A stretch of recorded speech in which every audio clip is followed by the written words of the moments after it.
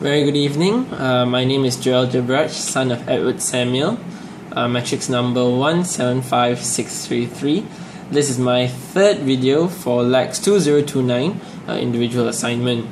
Whereby this week we're going to be looking at quite a funny case, whereby it's different from the past 2 weeks where we've been seeing poisoning. This week is all about biting. Yes, a Rottweiler actually bit a Pomeranian in the abdomen, and upon initial checkings, we see that the thoracic organs are intact, whereby there's bleeding, and we have also found out that the hips are dislocated. And what we're going to see today is that a Rottweiler biting a Pomeranian. So what are these two breeds? These are basically dog breeds. Rottweilers are more bigger, they are more aggressive, and Pomeranians are actually very small. They are a cute breed, they are curious, and in fact it's actually more of a genetic disorder whereby they think that they are larger than everybody else in the world, but then in fact they're actually just small tiny dog breed. So hence, because of this curious nature of theirs, so it's no surprise that the Pomeranian actually got bit, poor thing. Initial treatment to this is that there are several things that we have to take care first. Hip dislocation is going to be a real problem in terms of transporting. So what we have to do is that we have to perform a closed reduction. Reduction is divided into two, open and closed. Open means going at it with surgery, but closed means there's no surgery. So what we do is we just snap back the dislocated hip into its socket, the ball and socket joint, and hence the hip dislocation can be settled. After we've done the hip dislocation, we also have to look at one very important thing, which is the blood loss. Blood loss, lots of blood loss, or even fluid loss could lead to hypovolemic shock.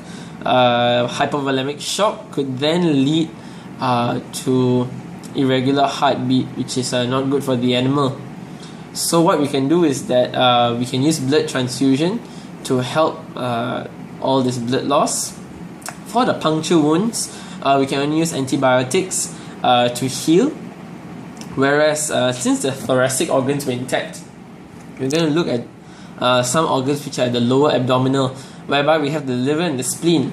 The liver, because it is an organ that can regenerate, what we can do is that we can just identify the lobe that has been mauled, or that has been bit, that has been damaged, and just cut off that one lobe, and in time the liver shall regenerate.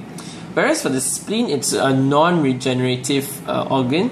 In fact, it's a hematopoietic organ. Yes, a hematopoietic means that it's an organ that produces blood, that stores blood, and what we can do is that we can do a splenectomy. Splenectomy would be to either, I would not say either, but most probably remove the whole spleen, as the spleen is not a vital organ in our system. We can still live without it, but what taking out the spleen does is that it could lead to hypovolemic shock, like I said just now, when there's a lot of blood loss, whereby our heartbeat will then increase to supply the whole body with oxygen. And when the heartbeat is pumping faster, this could actually lead to another problem, which is exsanguination. Exsanguination is the removal of blood from the body, so we have to also look into that. The intestines, all we can do is that cut off the wounded part and suture the remaining. So these are the certain steps whereby, in conclusion, we have to look at the hip dislocation, blood transfusion, we have to look at the lower abdominal organs, the liver and the spleen, and hopefully that this poor Pomeranian can be better. So thank you very much. This is my third week assignment for LACS 2029.